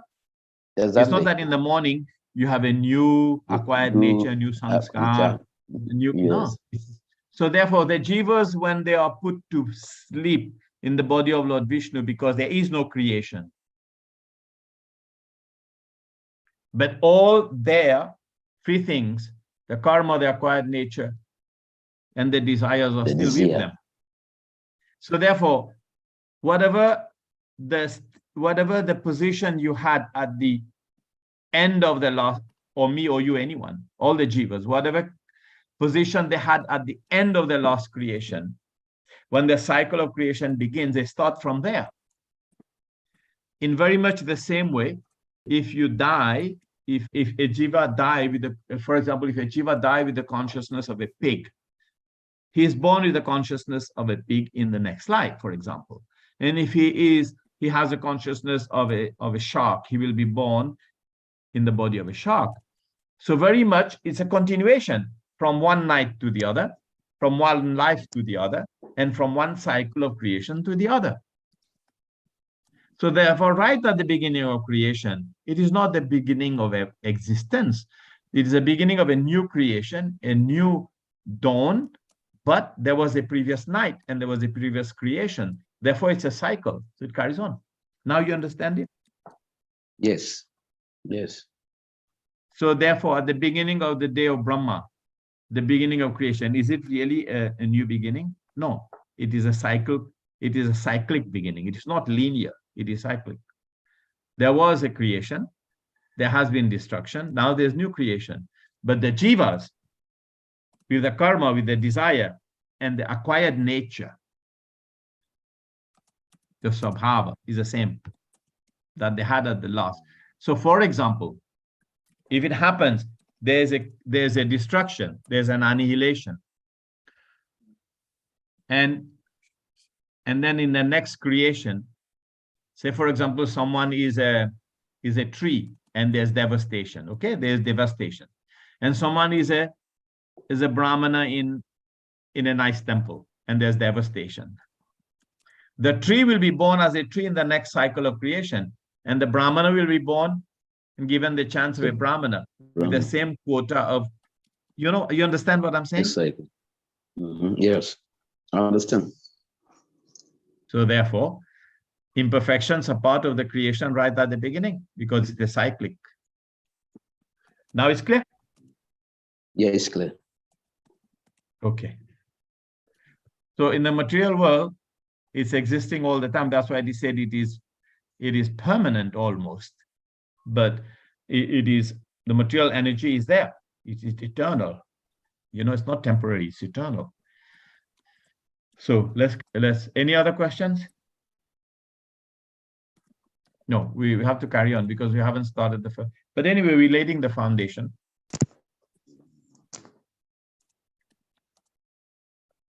I'm glad to see you, Rasavan. I was asking happy, Kusha, very where happy. are you? I was asking Kusha, Yes, where sir. are you, Rasavan? And he's right in front of me, in my room. Yes. Krishna. Always by the mercy of Guru and Krishna, I meet you again. I'm so happy you're here. So happy you're here. So this is great. So now we, okay. So here, questions by Vidura, text 1. Sishuka Uvacha. Sukadev Goswami said, after renouncing his prosperous home and entering the forest, King Vidura, the great devotee, asked these questions of his grace Maitreya Rishi. Okay. So what else is there to say about, I'm reading, you can follow the text, reading text 2 now. What else is there to say about the residential house of the Pandavas? So Krishna, the Lord of everything, acted as your minister. He used to enter that house as if it were his own, and he did not take any care of Duryodhana's house. So the story here, the setup is very, very interesting.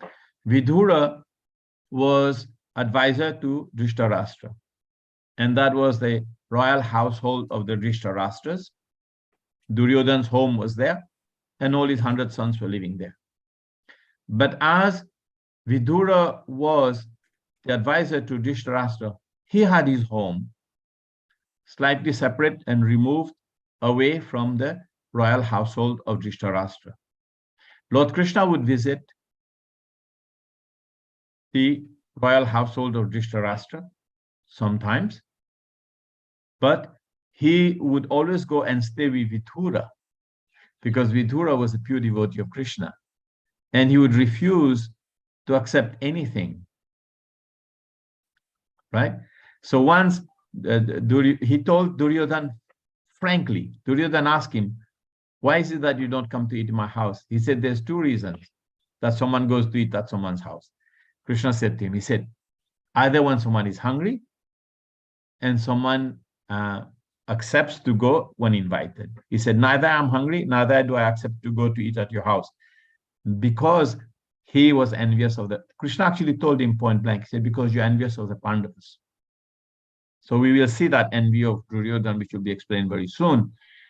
But then Vidura, he would go, Krishna would go to Vidura's house and he would eat sak, green leafy preparations, and he would eat khichdi, he would eat simple things that Vidurani, the wife of Vidura, would cook, and he would accept with gusto. He would be very happy to eat there at Vidura's house.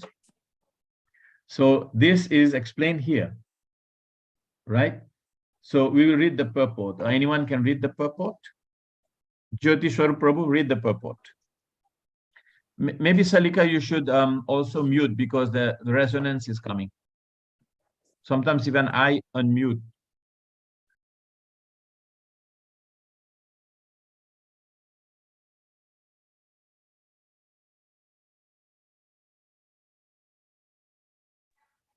Hare Krishna, Prabhuji. Yes, go ahead. Go ahead, Prabhu. I can hear you. Prabhuji, we are reading 3:1, which 3:1:2.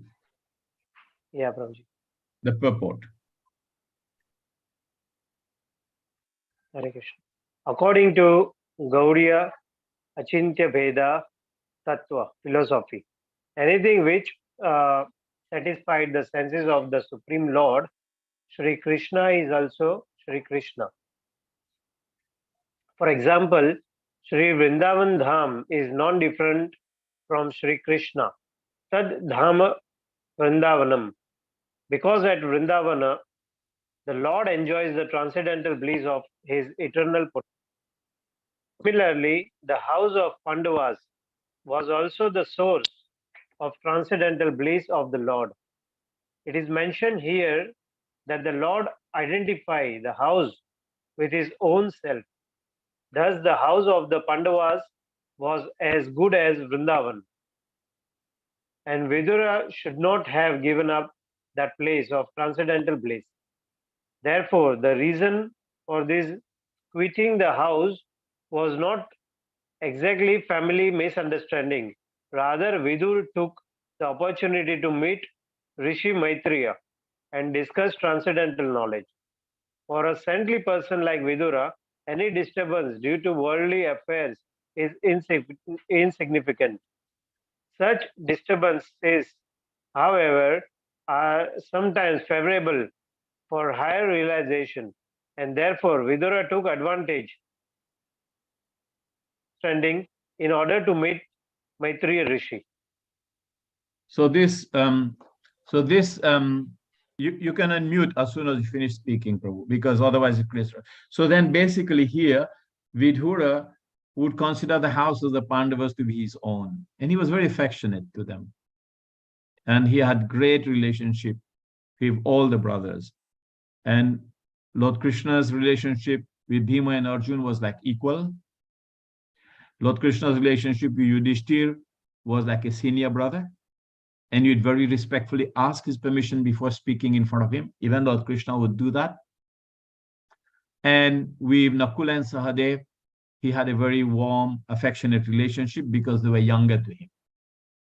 And they would respectfully wait and ask permission to say anything, or would only speak when they were asked to give their opinion. And out of these 5 brothers, it is also that Sahadev was actually a pure devotee of Krishna, very wonderful devotee of Krishna, and he was a great advisor to Yudhishthir Maharaj. And Sahadev was a great personality. And he was a great astrologer too. And he would give advice to Yudhishthir Maharaj. Even sometimes Lord Krishna would ask him. So then on he would speak. So he had a very wonderful relationship with the Pandava brothers. And he would consider the house of the Pandavas to be his own. And he was considering, because they were all devotees, in loving relationship with him, serving him nicely and having wonderful time with him. Bhima and Arjun would be his equal. They would speak with him, play with him, joke with him. But with Yudhishthira Maharaj would be more respectful. But then why did actually he leaves there? Vidura left. Because he left because he wanted to actually get the opportunity to go and for transcendental realization. Actually, Vidura, he left before the Battle of Kurukshetra. He didn't want anything to do with it. He left the house of the royal household of the Dhritarashtra and he went on pilgrimage. Okay. Another person also who went on pilgrimage, but at the time of the war of Mahabharata. Anyone knows?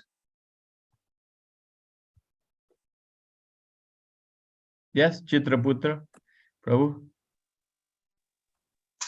Yes, that was Sri Balaram. Okay, Baladev. Yeah, he also went on pilgrimage. So now we read text 3. Rajo Vacha. So here, Maharaj. Prabhu, please. Yes? Yeah, a question to Vidura's where he was living. As we were saying, if I get you right, does it mean that Vidura had his own? Vidura was born along with Dhritarashtra and Pandu. Did he have his own separate house because he was a Sudra? And after then, he was considered a dancing because Putra. Yeah, I don't have information to say that, but because he was part of the retinue of royal people, because he would be standing there and giving advice. He was like the prime minister of Dhritarashtra, but he could not be king. So he had all the qualities of a Brahmana, but he had all the qualities of a Brahmana. He had all the qualities of a Kshatriya too, in a sense. Brahmana in the sense that he was giving advice. You know, he had his own Vidura Niti, Prabhupada explains later on, he had his own code for royal advice. So he was a very learned, elevated person. But I think whether he was staying separate, because of course he was a grihastha, he had to live separate, with his wife. But I don't know whether the reason was because he was looked down upon. I cannot say that. I don't have that information. So we can carry on with text 3. The king asked Sukadeva Goswami, where and when did the meeting and discussion take place between Saint Vidura and his Grace Maitreya Rishi? Can you oblige my lord? Describe to us. So the king, Maharaj Parikshit, was at the same time very anxious to understand about these two great souls of Prabhupada explaining here. So text 4. Saint Vidura was a great and pure devotee of the Lord, and therefore his question to Maitreya must have been very purposeful on the highest level and approved by learned circles, because Vidura was Mahatma Vidur, he was saintly. So that's one of the reasons that his discussion with Maitreya is glorified here and is very wonderfully explained. Okay. So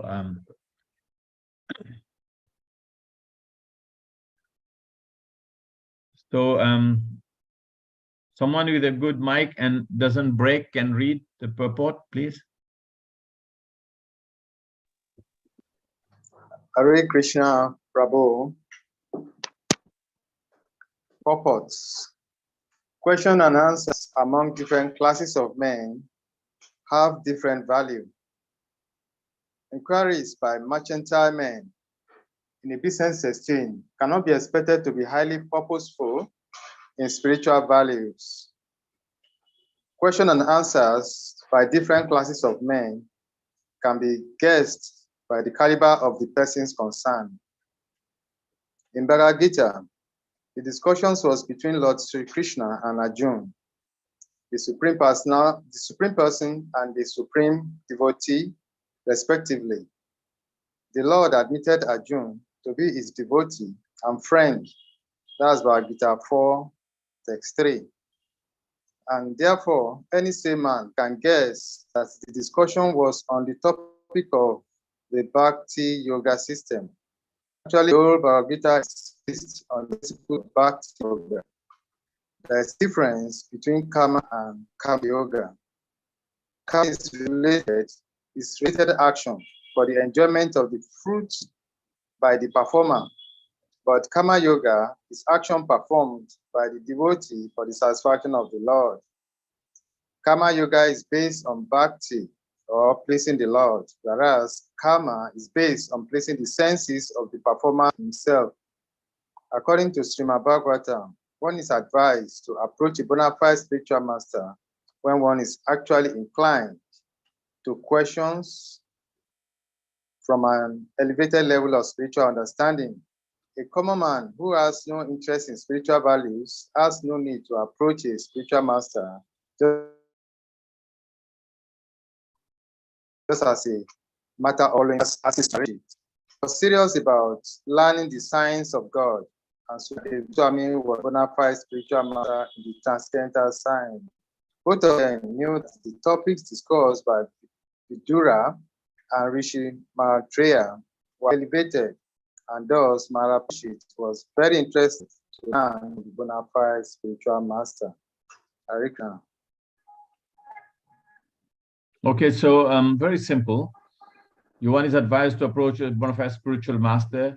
One is inclined, to elevate oneself in matters of spiritual understanding, whereas generally people are not interested. So there is a decorum, there is a respect shown. So therefore here Vidura left home, left everything. And when he left, he actually hung his bow and arrow on the door of Dhritarashtra.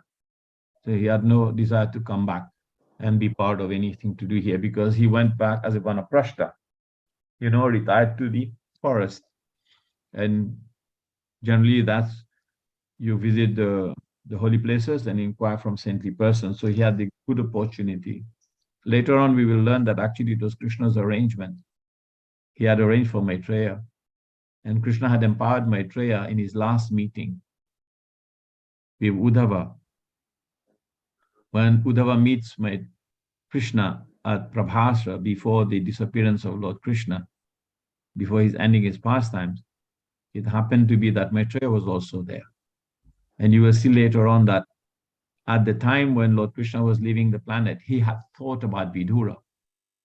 Why? Because he had regularly visited Vidura in his home and had very beautiful exchange with him. So therefore, he had arranged for Maitreya to speak to Vidura about his pastimes. So you will see very sweet things that will come into this section of Krishna's thinking about Vidura in his last moments, in his last pastimes. So, so text 5. Sutta Uvacha. So I'm just trying to catch on because we spent some time doing the invocation and so on. So I'm not reading the Sanskrit, but I generally like to read the Sanskrit. It's very purifying. So anyways, no rush, we can read. Sutta Uvacha. Saivam Rishivaryo Yam Prishto Ragya Parikshita Pratyaha Tam Sabahuvit Pritadma Shruyatam Iti. Sri Shuta Goswami said, the great sage Shukadeva Goswami was highly experienced and was pleased with the king. Thus being questioned by the king, he said to him, please hear the topics attentively. So Shukadeva Goswami has explained all these topics to Maharaj Parikshit, and Suta Goswami had heard, as we had explained before. Was talking about that, I think in my class I gave on the Africa platform, the class we gave, that how now Suta Goswami is explaining to the Shaunak Rishi after they decided to abandon the ritualistic sacrifices and hear Srimad Bhagavatam. So thus being questioned by the king, he said to him, please hear the topics immediately. So Sisuka Uvacha Yada tu Raja Swasutanna Sadhun Pushnanna Dharmena Ninasta Drishti Bhraturya Vishthasya Sutan Nibandun Pravesha Laksha Bhavane Dadaha. Translation. Sri Sukadeva Goswami said, Maharaj, King Dhritarashtra became blind under the influence of impious desires to nourish his dishonest sons. And thus he set fire to the lacquer house to burn his fatherless nephews, the Pandavas. Okay, so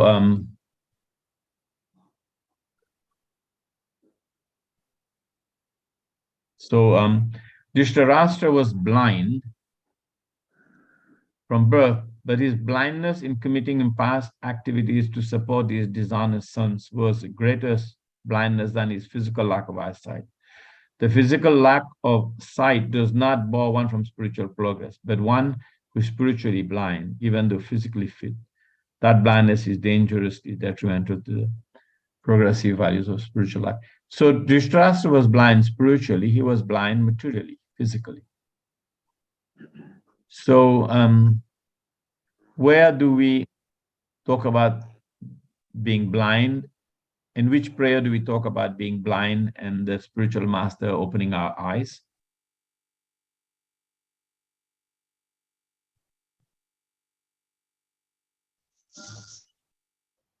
Yes, anyone? In the samsara prayers. Yes, and also prayers to the spiritual master. Yes, Om Jnana Timirandhasya Jnananjana Salakhaya.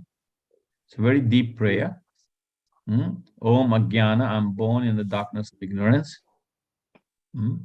And my spiritual master, he cured my blindness by applying the salve of knowledge. Jnananjana Salakhaya. Salakhaya is called instrument. So he's very expert. The spiritual master is very expert because he applies, because the eye is a very delicate instrument. So he applies very nicely the anjana, which means the kajal, the ointment, right? And therefore he removes the blindness that is not making it possible for us to see the absolute truth. So the spiritual master, he removes that. Somam jnana timiranthasya gyananjana shalakaya chakshur unmilitam yena tasmai sri gurave namaha. So we pay our obeisance to our spiritual master who removes who shows us this light. So one who is spiritually blind, we're all born blind. We're all born without spiritual knowledge, and the spiritual master gives us the spiritual knowledge. But one can be physically blind, but still one can have spiritual light. Yes, Rasavan Prabhu, what is your question? Yes, Prabhuji, thank you very much. Please, I want you to throw more light on the question of realization for me. Because in this scenario, as we are reading, Krishna was visiting the Vidura in his house. Vidura knows Krishna and is so obliged to him as his pure devotee. The Krishna Katha that Vidura wants to hear from material Rishi, from the physical personal realization he was sharing with Krishna directly. What impact does the message or glorification, glories of Krishna or Krishna Katha impart on that realization? Is there any difference? Yeah, because Vidura was a pure devotee, but because also of his association, we'll read later that because of his association with the evil sons of Dhritarashtra, he considered himself to have been somewhat compromised in his spiritual outlook. And therefore, he wanted to leave. And he wanted to leave the association of Duryodhana. He wanted to leave the association in the household of the Dhritarashtra. And he wanted to dedicate himself more fully to hearing about the pastimes of the Supreme Personality of Godhead. Because he realized that Krishna is the Supreme Lord. But at one point, Krishna had left Hastinapur. Krishna was not always present in Hastinapur. Krishna was not always present in the lives of the Pandavas, because he also knew that Krishna had his childhood in Braj, and he had moved to Mathura, and then he had moved to Dwarka. And in between some time, Krishna, the Supreme Lord, had come to Hastinapur for his mission to helping the Pandavas, brothers, and all of that.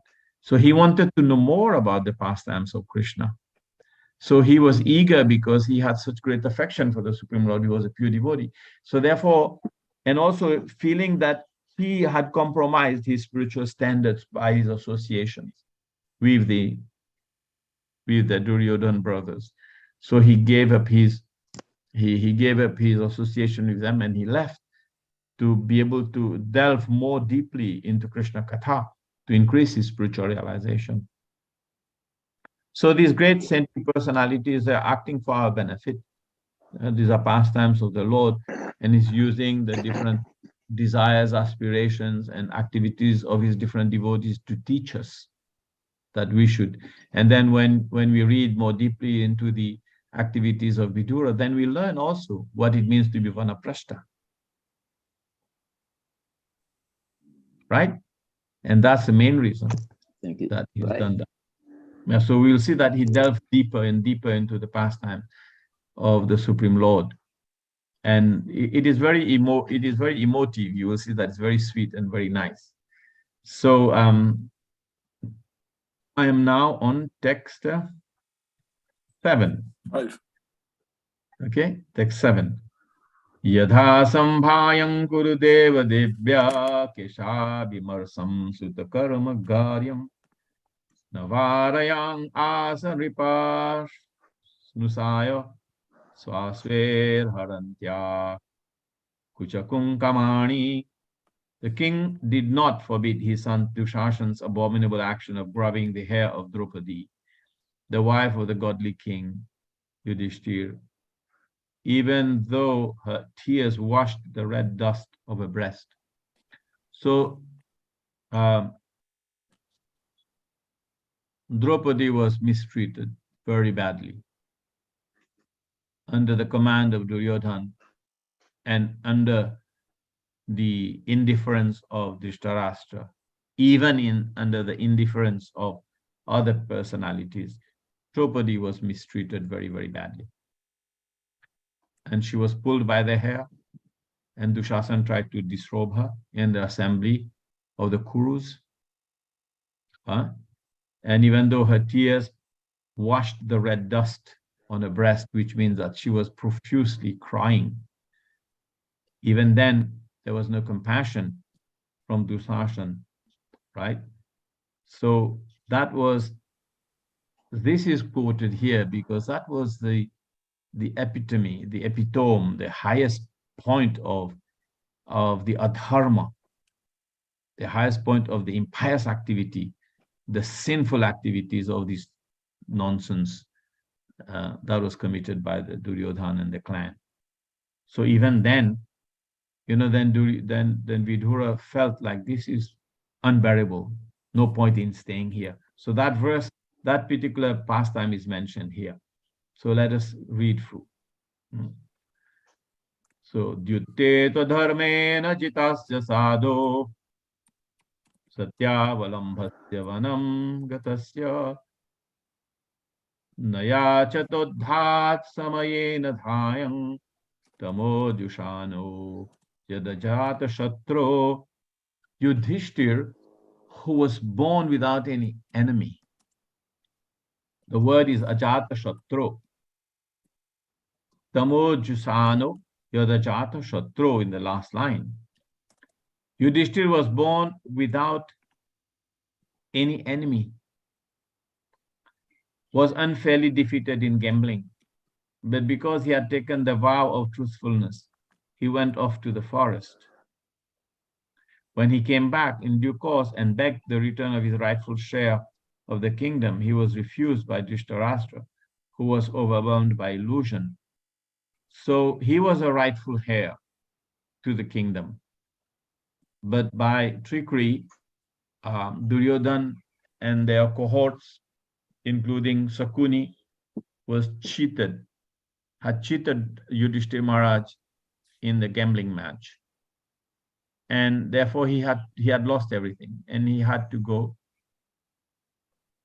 Okay, so he had to go obviously to the forest. He was banished to the forest, and therefore this is also being recalled here. And at that time, Yudhishthira Maharaj had no enemy. He was a Jatashatru. He was so a non-envious and righteous person. He had no envy. But still, the envious Duryodhana and his clan of brothers saw him as an enemy. So we have to stop here. It is exactly 2 hours. It went quite fast because everything is going on nicely. So we will just carry on. When is that now? Wednesday morning. Wednesday morning. Okay. So please send a reminder to everyone half an hour before Salika Prabhu. Every time you do that, every time, half an hour before, you send them the code, you send them. And if you want to change the password, you can change the password. So sometimes it's good to do that. And then you send to the people, and you send it half an hour before, so that everyone is reminded to attend. Hare Krishna, thank you so much. So please read through the rest of the chapter. And there is also, just 1 minute, there is that Swadhyay, that is pre-reading. Part of your study is also preliminary self-study, and there's some questions. You can go through the questions as you read. There's 10 questions to chapter 1. Please go through the questions as you read. Returning the legitimate share of the Pandavas. Why does Vidura called offense personified? You try to answer the questions and we will deal with them as we go along.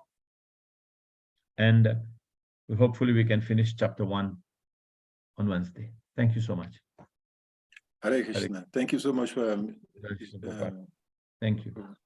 Yeah, so we request all of the devotees to please kindly unmute. Let's loudly chant a powerful Hare Krishna mantra to appreciate Prabhu for his time and association. Hare Krishna, Hare Krishna, Krishna Krishna, Hare Hare, Hare Rama, Hare Ram, Ram, Ram, Ram, Ram. Vancha Karpata Rubias, Chakri,